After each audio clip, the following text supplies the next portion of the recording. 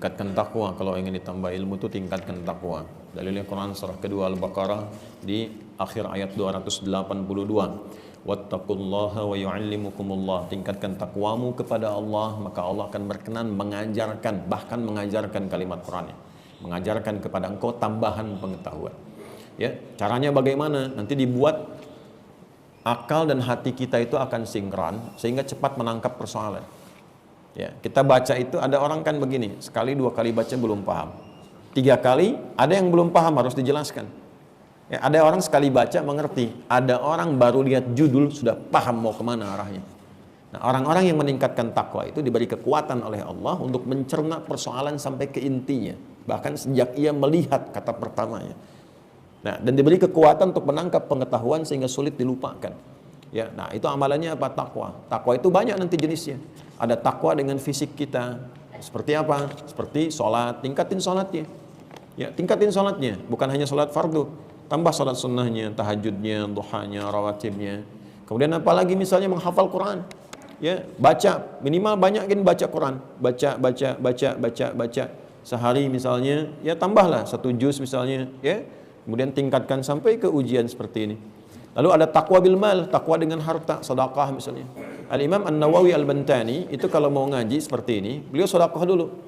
Ya, sedapat yang punya, nggak harus dinilai dengan sesuatu yang besar misalnya atau berlebihan, tidak. Apa yang bisa mampu diberikan dikeluarkan 1.000, 2.000, 10.000, sedekah dulu. Niatnya apa?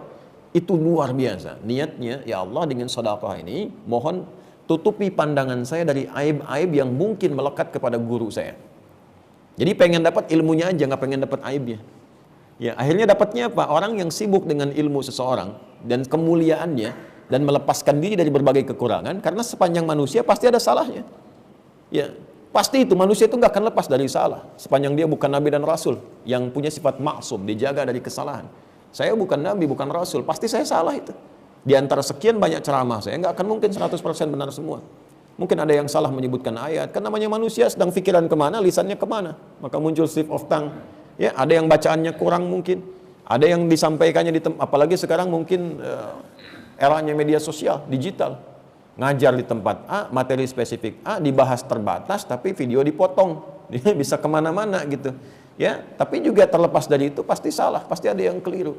Ya, pasti ada yang tidak tepat. Nah, di titik itulah kemudian, teman-teman sekalian, penting untuk kita ketahui, meningkatkan takwa kepada Allah itu akan memberikan fokus kepada kita lebih baik dalam menerima manfaat.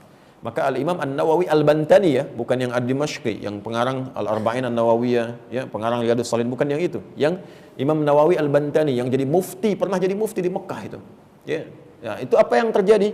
Kemudian yang dapat manfaatnya, berkahnya. Dan tidak ingin kenal dengan aib gurunya siapapun. Ya, Anda kalau belum datang sudah mencari aib guru, nggak akan masuk ilmunya. Ya, dan nggak akan pernah datang. Sekalipun masalah-masalah yang Anda miliki boleh jadi ada pada guru yang mungkin di soal itu. Ya, maka bertakwalah kepada Allah, bertakwalah kepada Allah. Kalau Anda mencari kesalahan, diri Anda pun masih banyak salah, diri saya pun masih banyak salah. Sepanjang bukan malaikat yang terjaga. Ya, Quran surat 66 ayat yang ke-6, la ya'sunallaha ma amarahum wa yaf'aluna ma yu'marun. Malaikat sempurna, enggak bermaksiat dan tupoksinya jelas ditunaikan, enggak ada yang tertukar. Pernah dengar malaikat Jibril korupsi ayat? Tidak, ya kan? Malaikat mau tertukar mencabut nyawa? Tidak, tapi kalau manusia pasti salah. Cukup ambil ini aja sebagai pelajaran.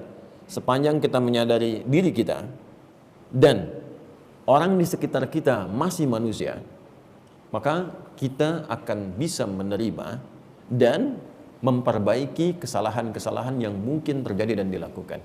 Prakteknya bagaimana? Anda ke rumah ada pasangan, ada suami, ada istri. Istri berbuat salah misalnya. Kalau Anda masih sadar istri Anda manusia, gitu. Kalau masih sadar istri Anda adalah manusia, nggak akan berlebihan merespon kekurangan itu. Tapi akan berusaha memperbaiki. Ya kalau mau dimarahi tetap salah juga kan. Ya sama aja. Kalau ibu misalnya yang hadir saat ini atau yang tersambung, sadar suaminya itu adalah seorang manusia, maka nggak akan pernah mengekspor kesalahannya. Masih manusia.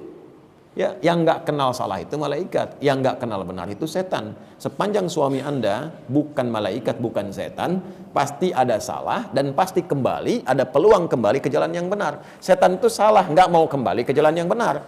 Malaikat itu benar, nggak pernah berbuat salah. Kita itu ada takwa, ada nafsu.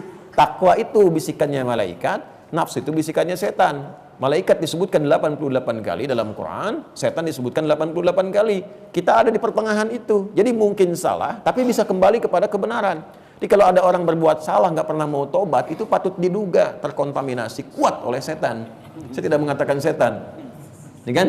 Nah, karena manusia itu pasti balik, pasti tobat. Yang nggak tobat itu cuma setan. Iblis itu salah, diminta tobat dia nggak mau. Manusia itu bukan iblis. Ya, diminta tobat pasti tobat. Jadi kalau ada manusia yang nggak pengen tobat, patut diduga terkontaminasi oleh sifat-sifat keburukan yang melekat kepada iblis. Jadi kalau suami Anda, Bu, ya bukan malaikat dan bukan juga setan, jangan banyak diungkit kekurangannya.